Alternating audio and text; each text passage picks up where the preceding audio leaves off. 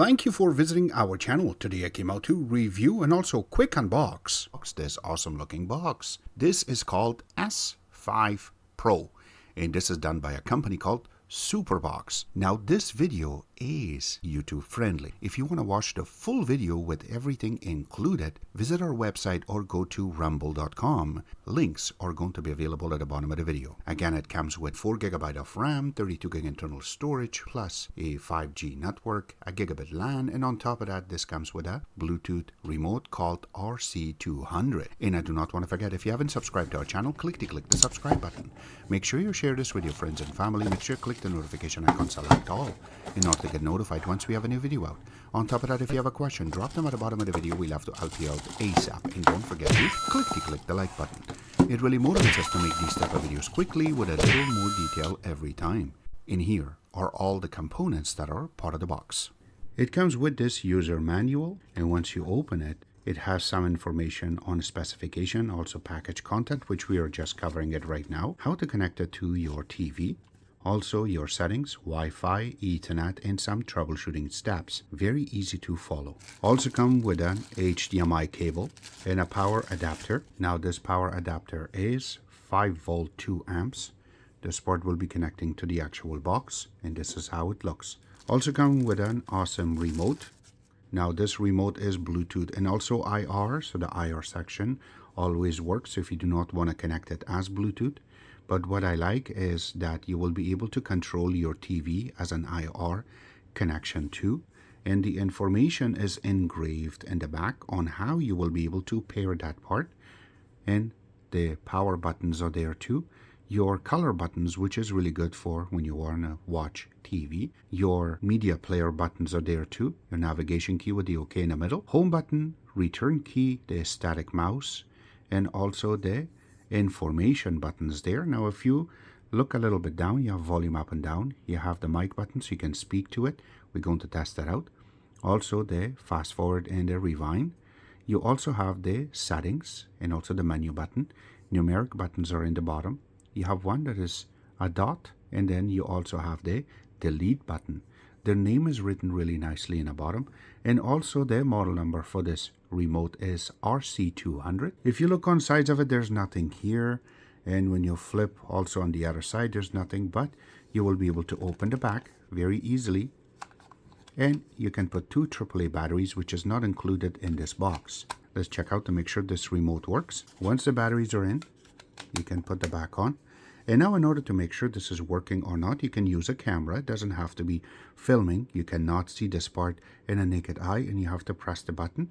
And you can see that it faintly blinking. That means your remote is active and it's working. And the big part is the actual box. It is been really placed inside of a little plastic and a shrink wrap. So once you open it, it's going to be ruined. So make sure that you open it properly.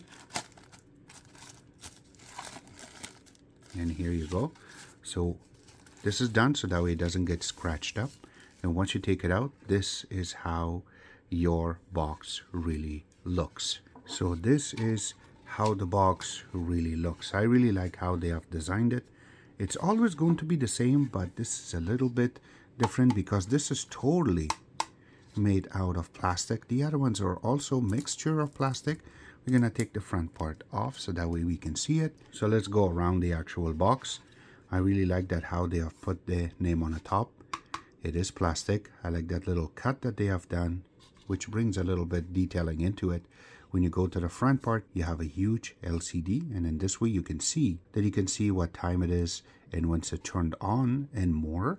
Also your model number is written in the front. When you flip on one side, you have a micro SD card slot, and then you also have a USB 3.0, one USB 2.0. There's a little hole for reset, and when you flip it in the back, you have huge antennas, so this we can connect to the Wi-Fi.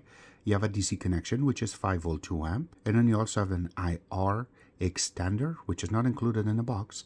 Also you have an AV connection, which you can connect it to older type of TV.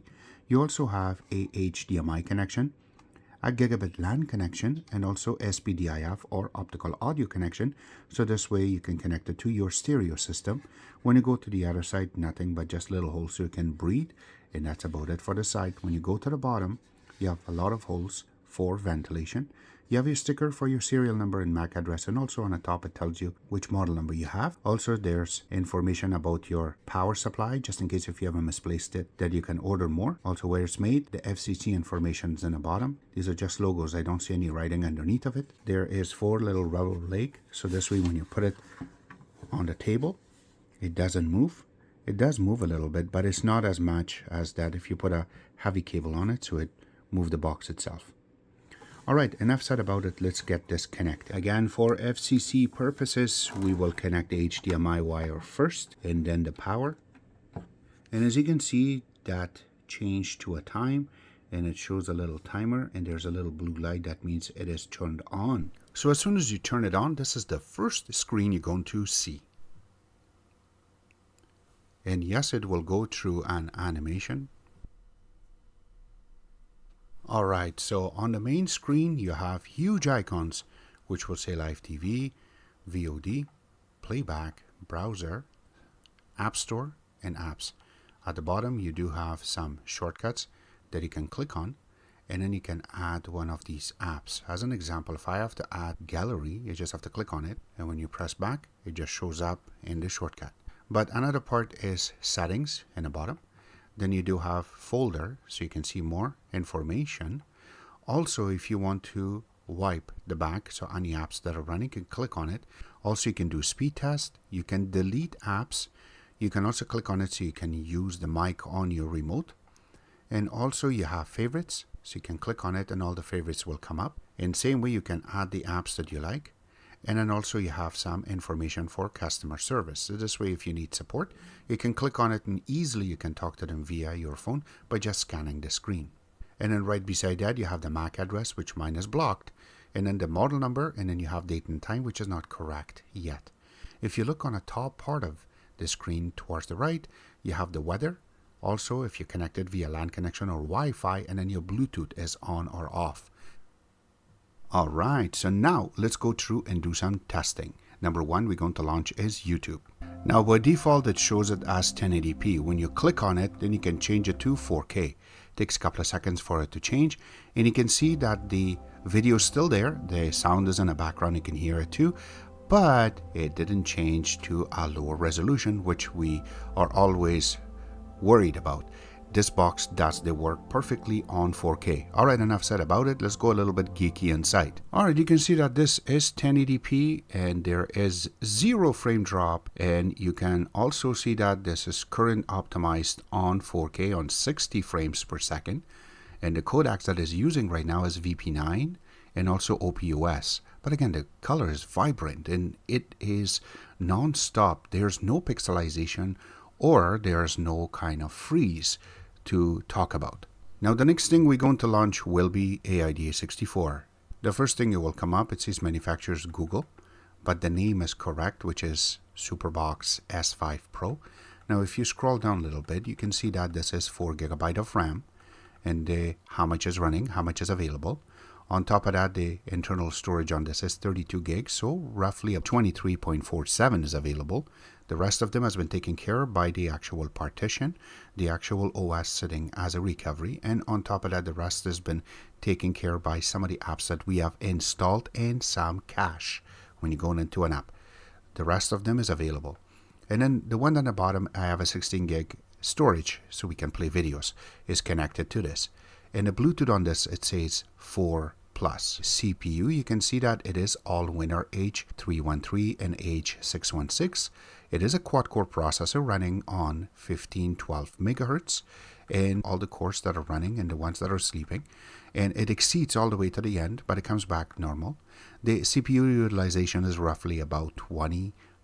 It doesn't see it going that high yet. The display on this day native resolution is 1080p. It is a Mali G31, which is a single core processor for GPU, and it is running on 60 Hz on landscape mode.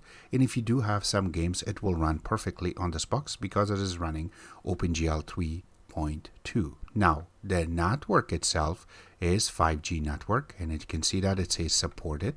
And this is running OS 12, API level is 31. Now for terminal, they left everything open, which is really good. So you can see from the top, the CPU itself is roughly about 60, and I didn't see it even reach into 70. The DDR is the RAM, and also running about same and same with GPU. Because they're all under same small motherboard, it's not going to be that hot. Now going into codecs, you can see all the codecs that are running. And the ones that you are looking for is all over here. So I have to mention that yes, it does have H263, also H264, Impact 4, VP9, VP8. It's all going to be here, and that way your videos are going to be playing for you perfectly. But it does not have AV1 because the chip is not AM logic. The next thing we're going to launch will be the Geekbench. Now we have already processed this, and for single core we received 112, and for multi-core we got 390. Remember that this box is all winner chip, plus comes with 4 GB of RAM and 32 GB internal storage. So this looks alright to us. Now for the next app we will launch the video player, which is VLC. Now the first thing, as always, we're going to play is our own little video that we have. And this is a 1080p video. You can see that as soon as I click play, it just starts playing it for us. So that means, and there's no stop to it. Now, when we are playing our 4K video, which we filmed in Niagara Falls a few years ago, you can see that the map is very big and it has a lot of little details to it. So it does not really pause anywhere. That's what we are looking for. That if anywhere that's going to get little pixelization, or if it's going to frame drop, and I don't see it. Everything is very smooth with our own video filming. Now this video is 10-bit video. It takes a little bit for it to play. Again, I have the sound but no picture, so that's saying that 10-bit video does not work with this box. The next thing we're going to launch will be speed test. Now we have already processed this, and here is the result. So with the 5G network, when we connected, our download rate for very first time was 111. Again, you can see the arc going up and down. It went almost to 160, then it came down to 111 and just stayed there still. And you don't see that much arc. When I went up to the upload rate, which we have about 52, we got 46.6. Again, it just arced up to about 50, then it just stayed there. So this is very first time, and our idle time was about 18, which is not bad. When we tried it for second time, we received a little bit better, but again you can see the arc that is going up and down and just steady staying still, and it's not going that much up and down around here, and that's what stands out for us for Wi-Fi. When it comes to upload rate, it was about 47, and it just stayed steady, and you can see that there's a little arc right over here, and it just going too steady. But again, your idle time is exactly the same as before. When we tried it with LAN connection, it's a gigabit LAN. You can see my download rate went up really high, which is really good. But we have upgraded our package to 1.5, and that's where you see it over 890, which is a really good number. And then when we did the download, it's about 52, so it's capped on 52 megabits per second. We got about 45.6, but my idle time came down, which makes sense. And we will explain to you why these are fluctuating. When we went for the second time, you can see it went to 900 megabits per second download, and my upload rate now a little bit up, and it went to 46.9. Again, it's a really good number. My idle time came down. Now, all of this saying this is just a speed test, so we can tell you how good or how bad this box will do for you using LAN or Wi-Fi. LAN is always recommended. Wi-Fi is also recommended. Remember that it depends where you are, what's your speed. You should have roughly about 25 megabits and above in order for something to work for you on this box flawlessly, or should I say not freezing wise. And if it is less, yes, it will freeze, but you can get some of these type of apps, and it will really help you out to learn more about it inside out. And on top of that, you can change your DNS and it will make it a lot better. Or in some cases, some areas, you do need to use VPN to make things work for you. And it just out of the box, sometimes it doesn't work. It's just the way that where you are is going to act up. But you can ask question. We can give you some tips and tricks here and there to see if it will work for you. And so this way we have a broader idea of, you know what, it will work for me. But you have to understand that there is a lot of people will bring up different type of scenarios. But since we are playing with these type of boxes, I can give you some tips and tricks so that way at least you're not going to get stuck somewhere. And if you do, then we can tell you to contact your box seller or creator in order to get more support. So this was our take. All the links will be available at the bottom of the video. I hope you guys like our video. If you do like it, click the like button, subscribe button on the top, comment on the bottom. Always remember to visit our own website, which is exitex.info. Like us on Facebook, follow us on Twitter, Instagram, and other social networking places, and thank you.